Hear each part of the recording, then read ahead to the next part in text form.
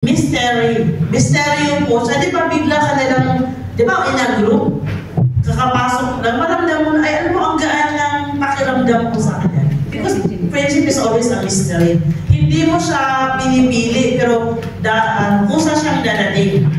Kung nararamdaman. Tapos, eternal siya. Magigiba man siya minsan, pero mapapatch siya. Okay? It is a grasp at the ultimate, the quest for human understanding. Sabi natin, two are better than one. Okay, agree tayo lahat dyan. Tapos sabi ni Ecclesiastes, mamaya i-note nyo na lang. Ecclesiastes teaches us, for it they fall, the one will lift the other up. So ang isang pagkakaibigan, pag may nadadapa, hinihila niyang pataas. Hindi katulad ng mga na-terminate namin nasa shelter, kasama niya mismo ang dahilan kung bakit siya na-terminate. Hindi ko alam kung may nangyayari sa inyo, pero marami sa shelter namin ngayon, we have 25 na majority ay nasisira dahil sa kasama. Okay. No one is indispensable. Okay? Someone, somewhere. Yun. Ang pinaka-problema nito, whatever my own needs, the love of the other has greater claim on me than I do on myself.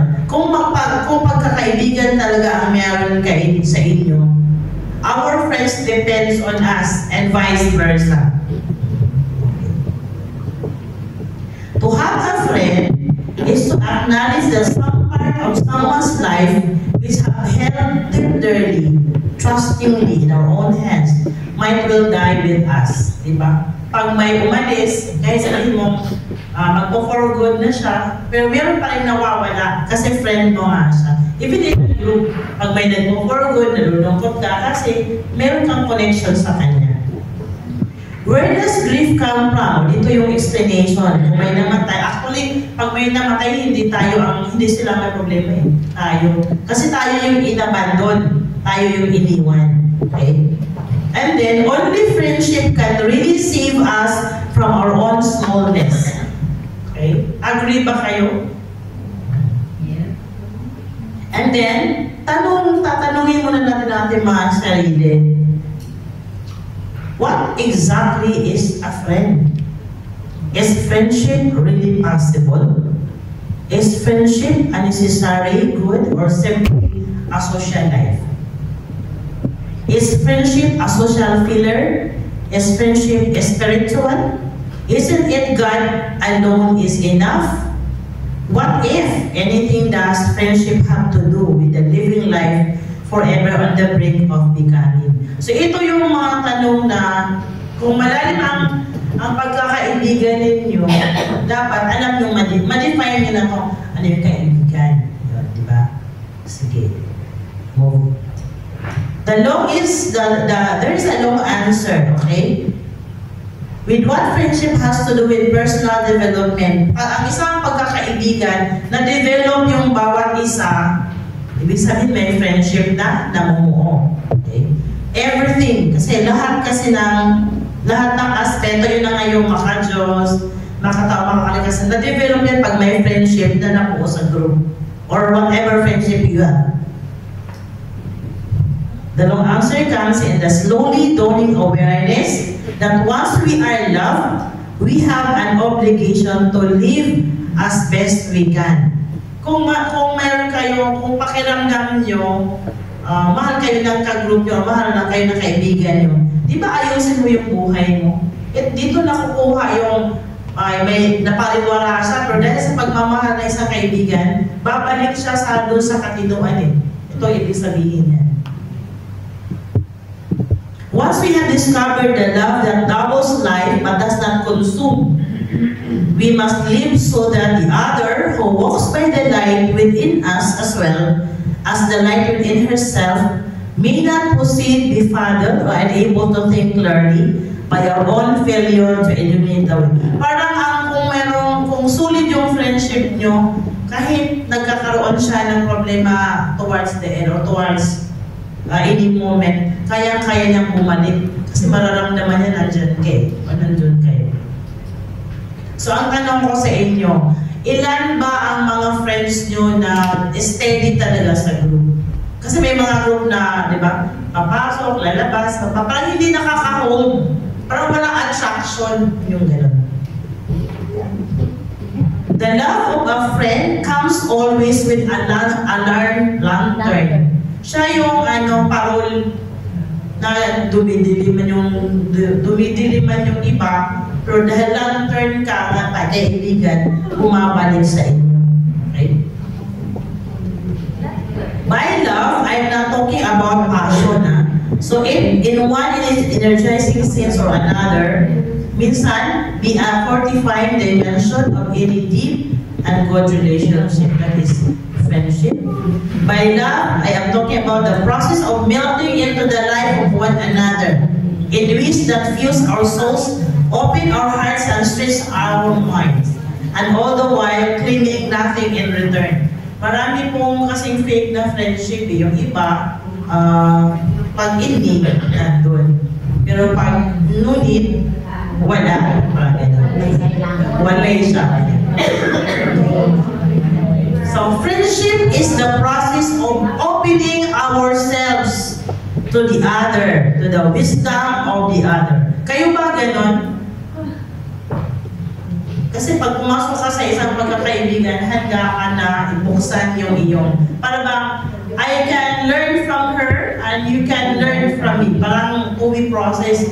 Hindi pwede na isa lang yung makaka-learn. Kasi ang wisdom niya sa wisdom ko, magkaiba. The love of friendship is the love that holds no secrets, has no unasked questions, no unspoken thoughts, no unanswered concern.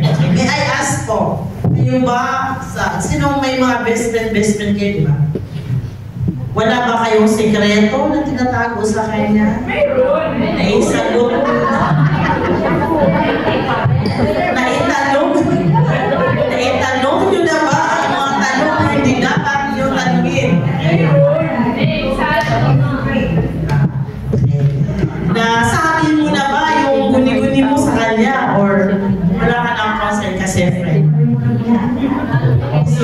Swerte pag may ganun na, ay swerte. Okay. Friendship extends us into places we have not gone before and cannot go alone. Yun, sasamahan ka talaga ng friend mo. Sa hirap at ginhawa.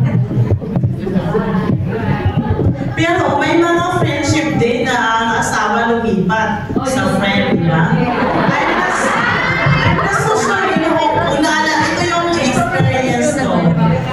So before ako nag-madre, na-meet ko ang Good Shepherd sa Malaysia kasi nag-volunteer ako for. Tapos ngayon, sabi namin, lilipat tayo sa Hong Kong kasi ililipat na siya from British to China. So 95-97, I work in an office sa Chun Wan. Tapos volunteer kasi ako, araw-araw kami, every Sunday, pupunta kami sa Statue Square para, di ba, ang dami diyang mga nakaupo. So one day, parang tawa ko ng tawa kasi best friend talaga silang dalawa. Tapos maya-maya, dinaglabas na ng uso dati yung yung pen pan. Walang kung na-try ko ba yung pen pan? Ito na, pen pan sila daw, mag-best friend. Kasi yung kumbaga, hindi naman diba iwasan na minsan, yung pen pan ko, ganito, binigyan ako na ganito, ganito. Ang taga-Saudi kasi maupo, mabilis maupo yung taga-Saudi. Naalala ko dati, sabi, sige na mag-pen pan ka, so nag-pen pan naman ako. Tapos sabi ba naman sa akin, anong gusto mo ipapadala ko? Isip-isip ko, mas malaki kaysa sahod ko sa'yo. Kasi uso natin yung karaoke, di ba? Pag nagsabi ka talaga sa taga-Saudi, papadalhan ka. Maniwala. Okay? But itong dalawa, nag-usap silang dalawa. They are comparing na, sa Manila. All the while, tawa silang tawa. Tapos nung lumingon na ako, nagsabunutan na sila.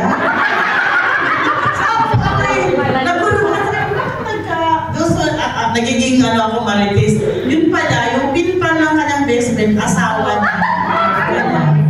See? Parang gano'n. So ako, parang din ako ay, dati nung time ko, 95-97, ang isang lalaki sa Hong Kong, 5 ang girlfriends. Ilan na ngayon? Sabi lang, 10 na lang. So, parang yun yung naranasan ko sa friend friendship na kasama. Okay po? So, friendship extends into places. O, pwede kang ma-extend. Pwede kang makapatay sa friends eh. Di ba? Sa friendship, pwede kang makapatay, lalo na kung niloloko. So, dyan places. Or ma-hospital sa sama ng loob. Pwede din. Huwag naman po. Sige. Okay? Ayun, wala sa group ha? Okay, sige. Friendship may be either ultimate or commonplace, but it is never without, nawala kang mag-gain sa friendship. Imposible na isang friendship wala kang, hindi ka mag-grow ni katiting. Okay? Kasi yun talaga ang kanyang purpose. Okay po? So, pasadahan ko lang yung history ng friendship. Marami pong observation na mas ang mga lalaki na pinakamataas, nasa tugatog sila ng pakikipagkaibigan. Kaya ang pipiliin nila, kapwa lalaki nila. Kasi sabi dito, saan na ba yun? In 16th century, friendship that is normal, ang mga babae daw, normal capacity of women is in fact unequal to the demands of that communion on which the sacred bond of friendship is fed. Women's soul do not seem firm enough to bear the strain of so hard and lasting a tie. This is an insult to us because this is not true. So ito yung guni-guni ng mga anong century ito, 16th century. Hindi daw kasi makakahold ng tali sa pagkakaibigan ang mga babae, which is, I don't think that is true. That's already obsolete, kumbaga. Okay po? Yan, lalo na sa, sabi nga ni Plato at saka ni Aristotle, assume that friendship was one of the higher acts of the human soul and that males, the highest creature in the hierarchy of creation, would choose their equals. So, ang equals nila, lalaki, not us. So, parang gano'n. And it's not true. Friends were the glue of the nation, the network of political allies, associations, loyalties, and collaboration in which rested the decisions of the state. Merong good at saka positive ang friendship dito. Kasi politically, kung kaibigan mo, tapos hindi mo masabihan na siya pala hindi bagay doon sa barangay, kasi nga friend mo siya, hindi mo masabi, di ba? Pero kung friend mo talaga siya, sabihin mo sa kanya totoo, alam mo wala kang ginawa, ilang taon na eh. Huwag ka na lumakbo. Pero madalas, di ba, nakasig tayo. Lalo na kung may mga tulong, mauna ka eh, kasi friend ka. So you are not really a friend. Pag ganyan